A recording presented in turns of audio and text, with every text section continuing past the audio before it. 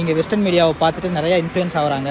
Indian மீடியாவுக்குமே வந்து western media என்ன சொல்லுதோ அதை தான் வந்து போடுறாங்களே வெளியே இங்கே ரியல் சுச்சுவேஷன் என்னென்னு தெரியறதில்ல. இங்கே ரியலாகவே நிமோனியா, ஆஸ்மா பேஷண்ட்ஸ் இப்போ அதிகமாக ஆகிறதுக்கு காரணம் என்னென்னா இந்த கிளைமேட்டு தான். இப்போ பார்த்தீங்கன்னா நான் இருக்கிற சிட்டிலேயே பார்த்தீங்கன்னா 0 டிகிரி போகுது.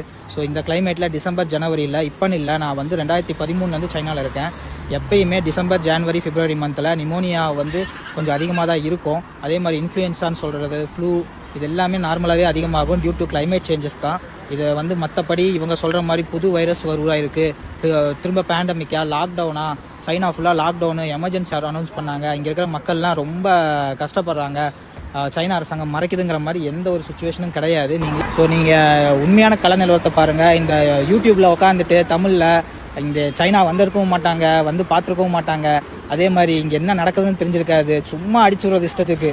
ஏன் இப்படி பண்ணுறீங்கன்னு தெரியல. ஏன்னா நீங்கள் சொல்கிறத தான் அங்கே இருக்கிற மக்கள் நம்புகிறாங்க. அங்கே இருக்கிற எங்களோட குடும்பங்கள் ஆகட்டும், இங்கே தமிழ் மாணவர்கள், இந்திய மாணவர்கள் படிக்க வந்தவங்களாகட்டும், எல்லாருமே வந்து அவங்க ஃபேமிலியில் பயப்படுறாங்க. நீங்கள் அங்கே போடுற தேவையில்லாத தகவல் கொடுக்குறதும், அதே மாதிரி யூடியூப் கிடச்சிருச்சு நம்ம தான் பெரிய இது அப்படின்னு நினச்சிட்டு போடுற வீடியோஸை நம்பி அவ்வளோ எங்களோட ஃபேமிலிஸும் பயப்படுறாங்க. இங்கே ரியல் சுச்சுவேஷன் பேடாக இருந்துச்சுன்னா நாங்களே வந்து பேடாக இருக்குன்னு நாங்களே ரிப்போர்ட் பண்ண போகிறோம். நான் இத்தனைக்கும் ஒரு மெடிக்கல் ப்ரொஃபஷன், நான் இங்கே தான் வேலை செய்கிறேன். எனக்கே வந்து பயத்தை உருவாக்குறாங்க. ஏன் இப்படி பண்ணுறீங்கன்னு தான் தெரியல.